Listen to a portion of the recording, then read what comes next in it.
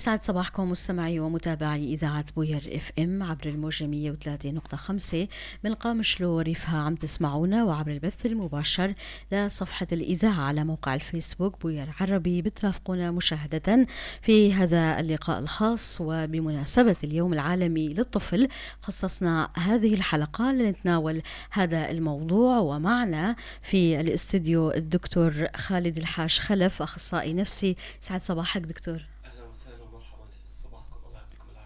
الله يعافيك، كتير شكر لانضمامك معنا لنتناول هذا الموضوع اليوم العالمي للطفل. ونذكر متابعينا بأن هذا البرنامج بدعم من منظمة دولية غير حكومية. بداية دكتور، لو نعطي لمحة عن هذا اليوم العالمي للطفل، ما أهمية وجود هذا اليوم للتذكير بحقوق الأطفال، ومن هو الطفل؟ تفضل. الله يسعد صباحكم، صباح المستمعين والمشاهدين. طبعا يصادف اليوم العالمي للطفل في وقت يحتاج فيه الأطفال لمزيد من الحماية، مزيد من الرعاية، مزيد من الاهتمام. نتيجة ما يتعرضون له وما يتعرض له البلاد بشكل عام من مخاطر تؤثر على صحتهم النفسية وسلامتهم. طبعا الهدف من اليوم العالمي للطفل هو تسليط الضوء على حقوق الأطفال وحمايتهم، وضمان الوصول الآمن إلى التعليم والصحة والأمان، ومراجعة واقع الأطفال بحيث يتم العمل على تحسينه للوصول إلى درجة السلامة. طبعا اليوم العالمي للطفل هو ليس مجرد يعني موعد على التقويم، إنما هي رسالة عالمية تذكر بأن الأطفال يستحقون حياة كريمة، ويستحقون فرص متساوية وعدم تمييز. كتعريف للطفل، هو مصطلح يطلق على الفرد الذي يعيش حياة أو مرحلة الطفولة التي تبدأ من سن الولادة حتى سن 18. طبعا هذا التعريف حسب تعريف منظمة الصحة العالمية WHO. هذا الكائن الصغير يلي يستقبل الحياة بابتسامة وبراءة، يستحق حماية كبيرة ليعيش بثقة وأمان. كتير حلو دكتور. يعني هو يوم ليراجع العالم واقع الأطفال، إلى حقيقة. أي درجة وصلت حقوق الطفل في البلدان والأماكن حول العالم. اتفاقية حقوق الطفل دكتور خالد هي المرجعية القانونية التي دائما ما يتم الرجوع لها. وفقا لهذه الاتفاقية، ما هي الحقوق الأساسية التي يجب أن تكون مصانة للطفل كأي إنسان؟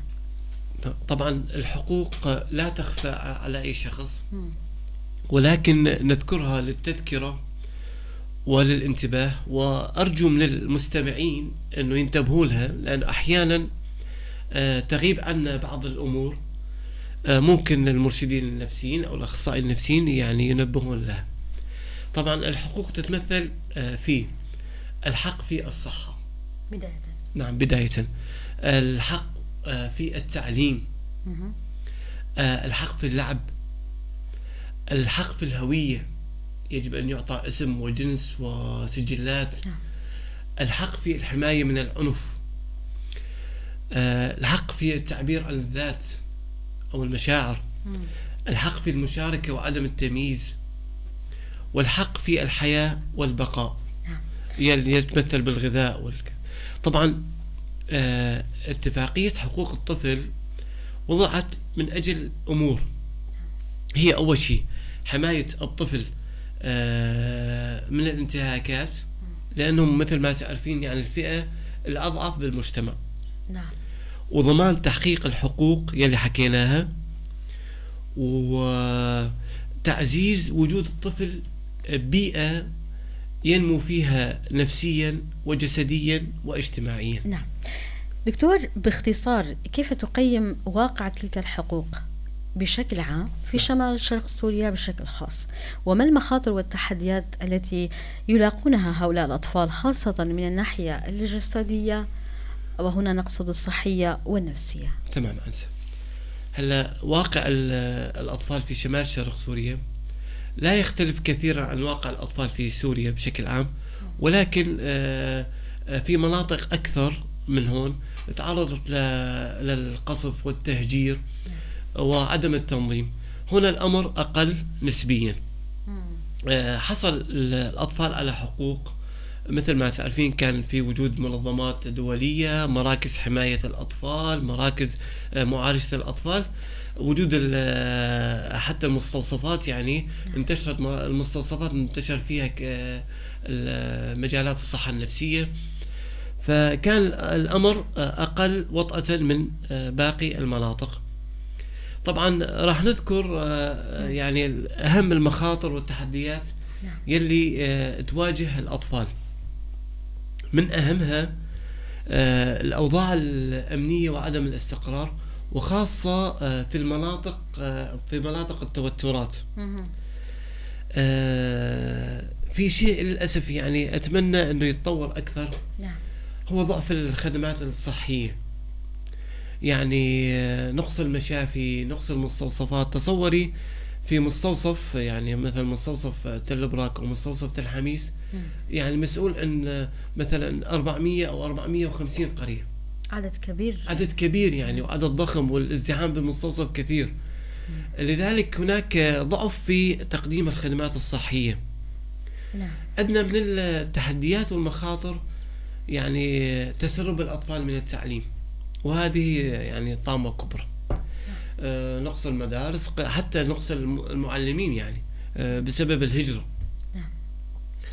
أن الشيء اللي أثر كمان الفقر والبطالة، يعني معظم العوائل تحت خط الفقر للأسف يعني، فيضطر الطفل أنه يعمل بوقت مبكر، بسن مبكر، العمالة الأطفال للأسف، ويتحملون مسؤولية أكبر من أعمارهم.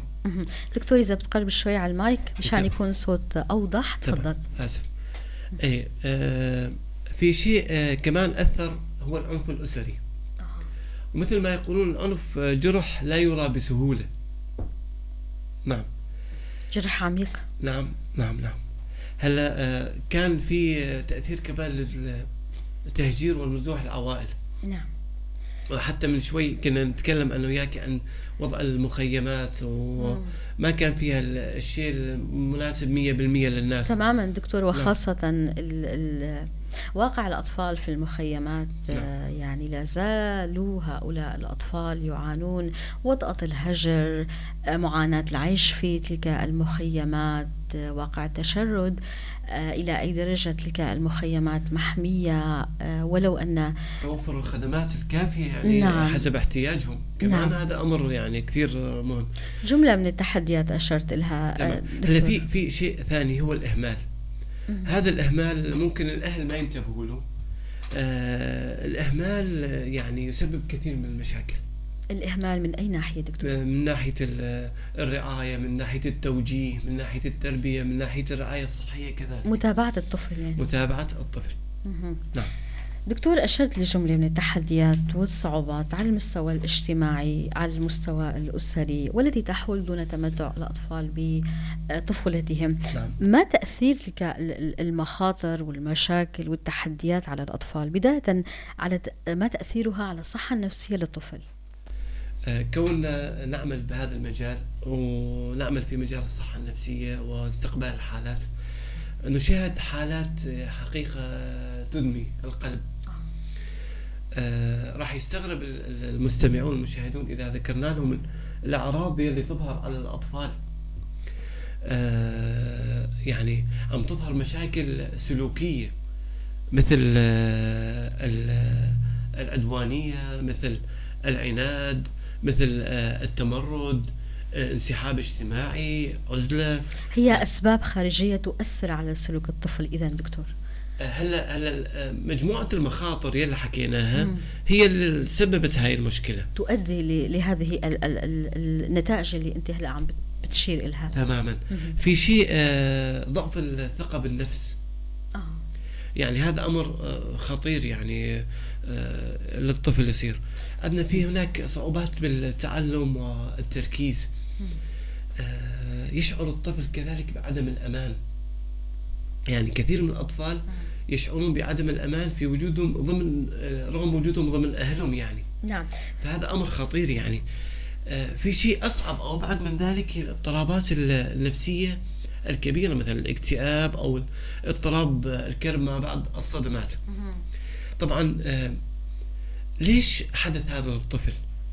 نعم. الطفل دماغه بمرحلة نمو. تمام. لا يملك مهارات كافية. اعتماده كله وين؟ على الكبار. تمام. وتفسيره للأمور بطريقة محدودة وبطريقة مخيفة. فلذلك تظهر أدنى هاي المشاكل السلوكية أو ضعف الثقة بالنفس أو الصعوبات الأخرى.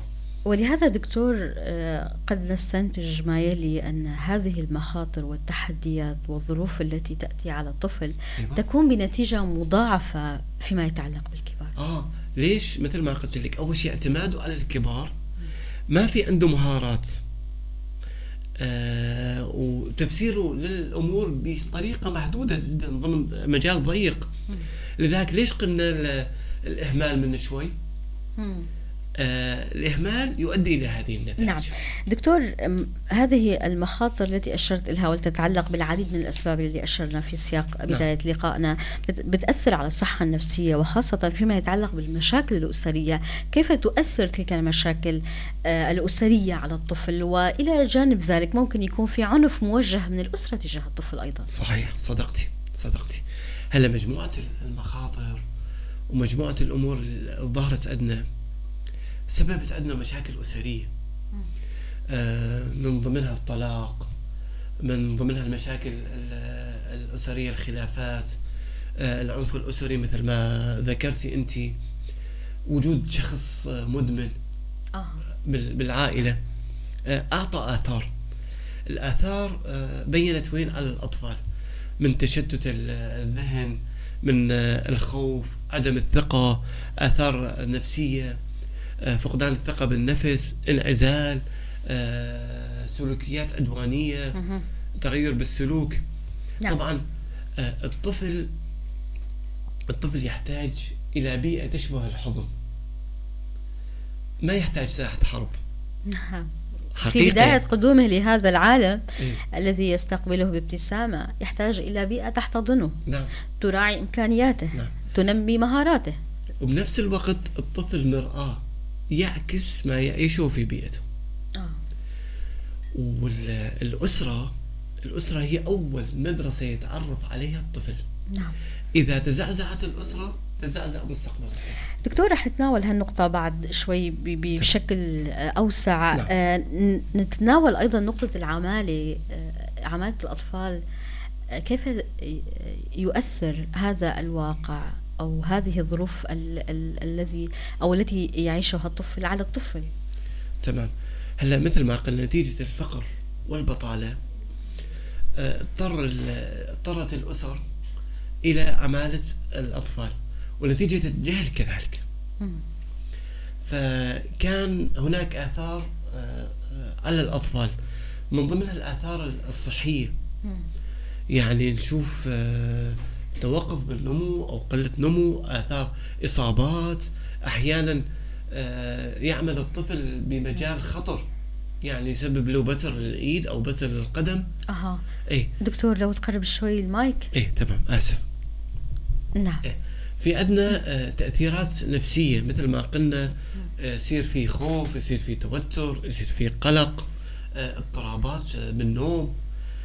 في عندنا أحيانا يصير حتى ينحرم من حقوق كثيرة، يعني نتيجة العمالة، منها حقوق اللعب. في شيء المجتمع عم يفهمه بالعكس، يعني الطفل لما يعمل بسن مبكرة يصير عندنا تراجع بالمجتمع. ما يصير في تقدم. بيأثر دكتور. نعم. حتى يزيد من الفقر، تتراجع التنمية، تزيد المشاكل. طبعا هذا وفقا لدراسات، أحدث الدراسات فيما يتعلق بتأثير العمالة وتأثير الواقع غير السليم للطفل، كيف يؤثر على المجتمعات. أنسل الطفل له بيئة محددة لازم يعيش فيها. نعم. عم يخرجوا الطفل من هاي البيئة ويحطونه في بيئة غير ملائمة، فتظهر هذه النتائج. في نتائج مباشرة ونتائج مستقبلية. فالنتائج المباشرة تظهر من خلال التأثيرات الصحية، من خلال التأثيرات النفسية. نتائج الغير مباشرة تظهر بالمستقبل من خلال تراجع المجتمع علميا، تراجع ثقافيا. نعم. وصول إلى درجة يعني سيئة. نعم.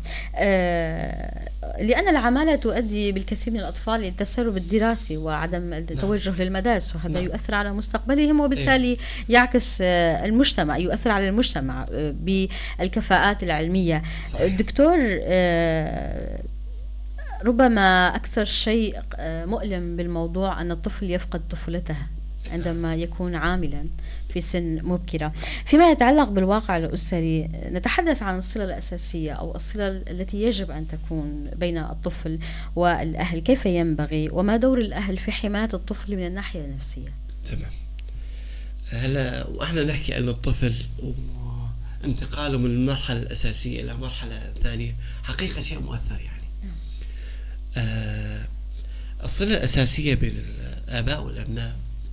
هلا لما تشوفي أي شخص رجل أو امرأة تسألينه عن أمنياته، تذهب أمنياتهم لأبنائهم. يعني يقولون أتمنى يكون ابني ناجح، أتمنى يكون منتج، أتمنى يكون كذا. والإنسان ما يطمئن أو ما يكون في اطمئنان إذا ما كان أطفاله باطمئنان. هاي الحقيقة. وإذا أردنا أن نعرف مدى تقدم مجتمع، ننظر إلى طريقة التعامل مع الفئة الأكثر ضعفا وهم الأطفال. فالأسرة والمجتمع هي النواة الأساسية للأطفال.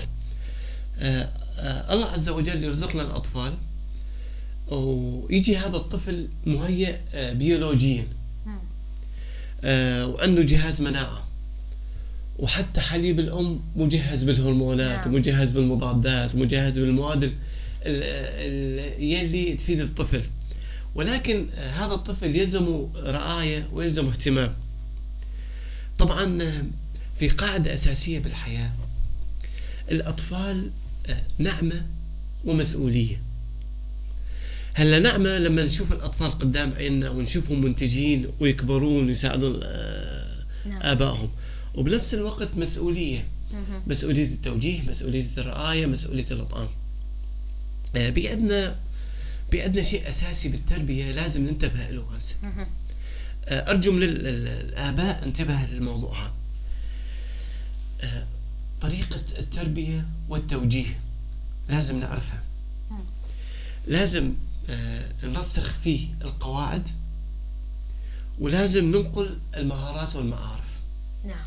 هاي الأمور الثلاثة أساسية في الصلة مع الأطفال، ويجب أن نفهم هؤلاء الأطفال بطريقتهم، يعني وفقا لإمكانياتهم الإدراكية. أنا ليش قلت طريقة التربية والتوجيه؟ نعم. لازم نختار طرق التربية والتوجيه. طبعا ممكن يقول الناس أنه هذا الموضوع صعب. الموضوع صار أسهل من قبل. يعني شوفي في قنوات تعليمية على الفيسبوك أو اليوتيوب. نعم. وفي مراكز هون، مراكز استشارية، مراكز إرشادية. حقيقة الحمد لله أنه توسعت يعني. نعم. هلا سؤالك كيف أنه يمكن الأهل حماية أطفالهم نفسيا. هلا القواعد اللي قلناها من شوي، أنه طريقة التربية والتوجيه وترسيخ القواعد الأساسية بالحياة والعمل على المعارف أو نقلها المعارف والمهارات. طبعا لتحقيق حماية شاملة لابد من أمور، من ضمنها هي توفير بيئة آمنة ومليئة بالحب بداية. واحد. الشيء الثاني، نستمع للطفل. وفرنا البيئة، نقرب أكثر من الطفل، نستمع للطفل. بعد ما نستمع للطفل نشجعه، الاستماع والتشجيع. تشجيع. بعد ما شجعناه تجي المرحلة الثالثة، هي تعليم الطفل مهارات التعامل مع المشاعر. علمناه أول شيء، وفرنا له بيئة. نعم. استمعنا له، شجعناه، نقلنا له المهارات. نعم. هون يجي الاحتواء. الاحتواء وين يكون؟ في حالات يكون فيها الطفل يعني يشعر بالخوف. نعم. في حالات الطفل يلزم دعم، فالاحتواء يجي بهاي النقطة. نعم دكتور، يعني أشرت لنقاط عدة بتتعلق كيفية احتواء الطفل، كيف يمكن إبراز إمكانيات الطفل وقدراته، وهذا ما رفعه شعار اليوم العالمي للطفل هذه السنة، يومي حقوقي، لإبراز أهمية حماية حقوق الأطفال، مشاركتهم في مستقبل أفضل. برأيك كيف يمكن تحقيق هذا الأمر لتحفيز مهاراتهم وطاقاتهم الإبداعية، وما أهمية أن يكون هناك مشاركة من الأطفال في المجتمع؟ هلا لابد من تمكينهم من التعبير عن مهاراتهم الطبيعية. هلا الطفل يولد ومعه مهارات طبيعية. نعم. فإذا مكننا هاي المهارات نقدر نوصل إلى حالة إبداعية وفكرية جيدة. طبعا هذه يتطلب عدة أمور، من ضمنها التعليم والتوجيه. بالغرب يستخدمون أمر حقيقة مهم جدا، يعني يأتون بالطفل من هو صغير ويعطونه عدة مهن. فالطفل يتجه للمهنة يلي يلقاها مناسبة له. لذلك نرى إبداع، يعني يحاولون استكشاف الطفل من طفولته. نعم. بأي مجال هو أو اهتماماته. لذلك نجد إبداع ونجد يعني تطور مهارات كبيرة. دكتور، يعني تقصد هنا أنه يتم العمل في المجتمعات الغربية على تنمية مهارات الطفل من الطفولة في المجال الذي يبدو أنه يحب هذا المجال أو يحب هذه المهارات، ليكبر يكون منتجا في تماما. إذا ما بكرنا بالتوجيه والتربية، الموضوع يتفاقم ويصير أصعب. لديهم استراتيجيات طويلة الأمد فيما يتعلق بتنشئة الأجيال. نعم. حقيقة يعني بدنا ننمي فيهم المهارات الاجتماعية. نعم. في إذا كان في هناك تشجيع على الاستقلالية والابتكار، يكون موضوع جيد. نعم دكتور. مشاركتهم بالمجتمع كمان يعني أمر مهم جدا، يعني فعاليات المجتمع بالتقنيات المجتمع، التعرف على حقوق الطفل، مساعدة الطفل في التعرف على حقوقه، مساعدته في تعلم الاستقلالية أو الاعتماد على الذات، نقاط مهمة دكتور. تماما. مثل ما قلنا من شوي، لما نقرب من الطفل نحن نسمع للطفل، نعرف مدى توجهه وإيش إمكانياته، وننقل له كمان المهارات، ننقل الحقوق. دكتور، النقطة أتوقع ستكون مهمة، مسألة عندما الطفل يتحدث بشيء ما، فهذا يعني أن لديه شيء ما يخص هذا الموضوع. نعم. أو هذه الرغبة. يتحدث ببراءة، لأن الطفل بريء يعني. نعم، يتحدث ببراءة وبكل صدق. هنا يتطلب من الأهل أن يولوا اهتمام بهذا الطفل، لما يتحدث، لما يريد. صحيح. يعني ما نهمل هالموضوع، التعبير، وخاصة التعبير دكتور، نخليه يعبر، نسمع له، ناخذ برأيه.